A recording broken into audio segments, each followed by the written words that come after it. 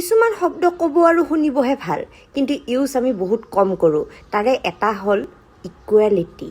ছোৱালীবোৰে যেনেকৈ surprise plan দিলে, ছাৰপ্ৰাইজ গিফ্ট দিলে, পেম্পাৰ কৰিলে যেনেকৈ ভাল পায়, ল'ৰাবোৰো ভাল পায়, কিন্তু সিহঁতে নকয়। ইয়াতে অলপমান ইকুৱেলিটি থাকিব লাগে দিয়কচোন, আমিও ল'ৰাবোৰৰ কাৰণে কৰিব লাগে। নিচাযুক্ত বস্তুৰ ওপৰত লিখা নাথাকিতো অনলি ফৰ মেন। তো ছোৱালীয়ে যদি খায় সেইটোক আৰু একদম পাৰ্টিকুলাৰলি সোধাৰ কোনো দৰকাৰ নাই। তুমি ভাং খোৱা, তুমি মদ খোৱা, কিয় সুধিব লাগে? ইয়াতে ক'ত গ'ল ইকুৱেলিটি? ট্ৰেফিক পুলিচবোৰক মোৰ এটাই অনুৰোধ, ল'ৰাবোৰে ছিগনেল নামানিলে নাইবা হেলমেট নিপিন্ধিলে যে আপোনালোকে টিকাতে গৈ এক চাট লগাই দিয়ে, ছোৱালীবোৰক সেইটো দিব নালাগে। এটলিষ্ট অলপমানতো ষ্ট্ৰিক্ট হ'বই পাৰে, ইয়াতেও লাগে ইকুৱেলিটি। ছোৱালীবোৰে যদি চুটি কাপোৰ পিন্ধি পেলাই কমফৰ্টেবল, ল'ৰাবোৰৰনো কি ক'বলগীয়া? আপোনালোকেতো আধা নগ্ন হৈ পেলাই ৰাস্তাত ঘূৰি ফুৰে, সেইটোততো আমি একো ক'ব নাযাওঁ। ইয়াতে ক'ত গ'ল ইকুৱেলিটি? ইমোশ্যন এক্সপ্ৰেছ কৰা চবৰে ৰাইট আছে।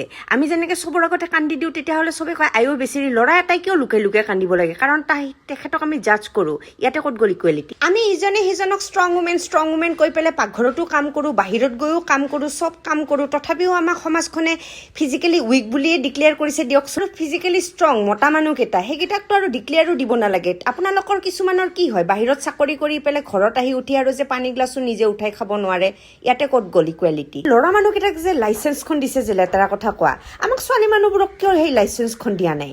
ইয়াতে ক'ত গ'ল ইকুৱেলিটি? ইকুৱেলিটি অকল ছোৱালী নহয়, ল'ৰাকো লাগে।